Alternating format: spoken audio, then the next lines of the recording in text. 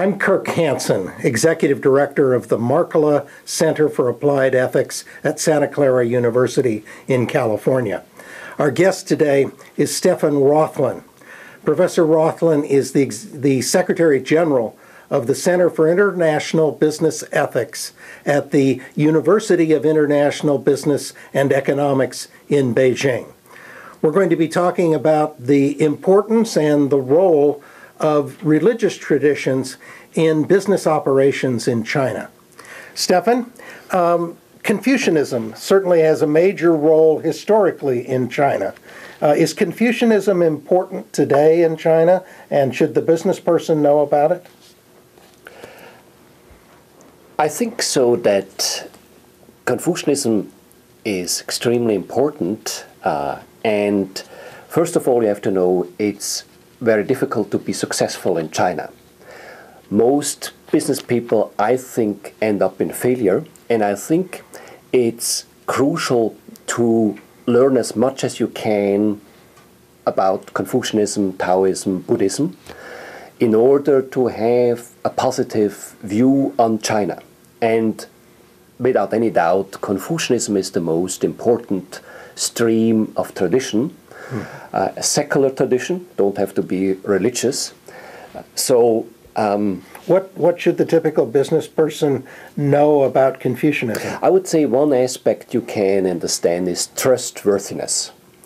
So as a businessman, businesswoman in China, you often have to wife dinners, which sometimes might be awkward.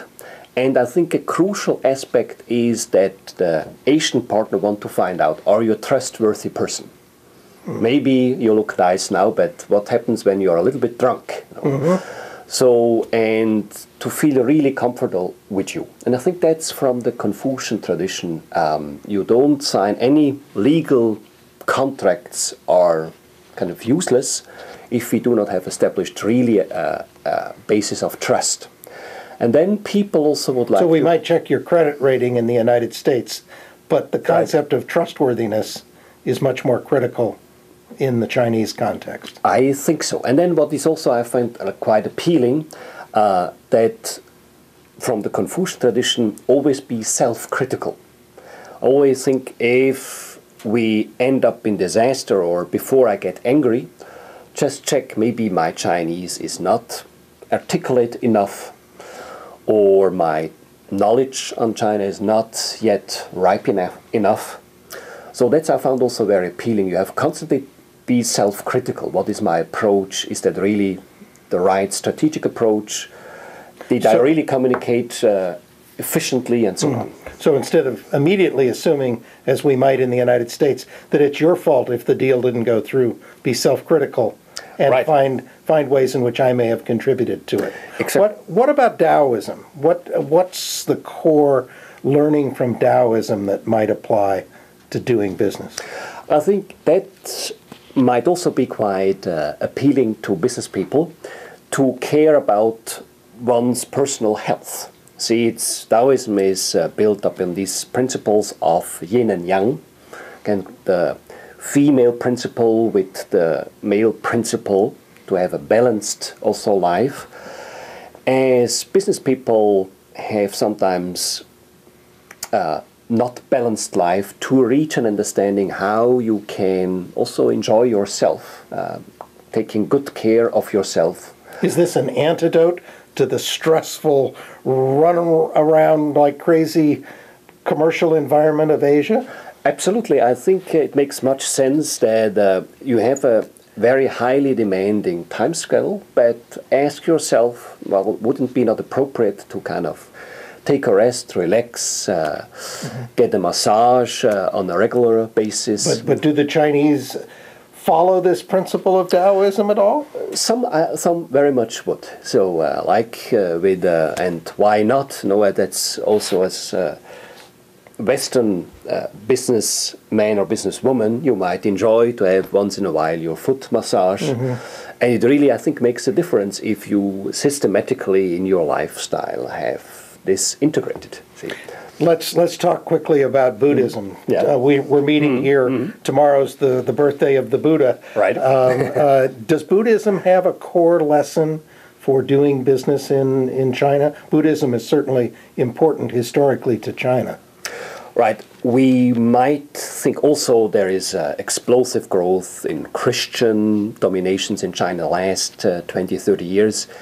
I would be arguing that Buddhism might be the religion with the most lasting impact on China, and which actually reveals the aspect of the Chinese culture open to other culture, in this case, of course, to Indian streams of tradition.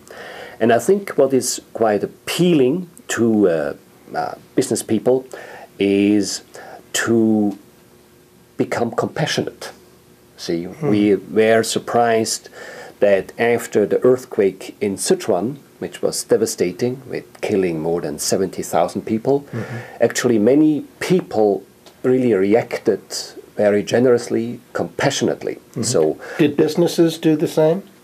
Yes, that growing number both on Chinese and foreign business did react, did move, and contributed large amounts of money, but sometimes not only money, people actually went there on the spot too.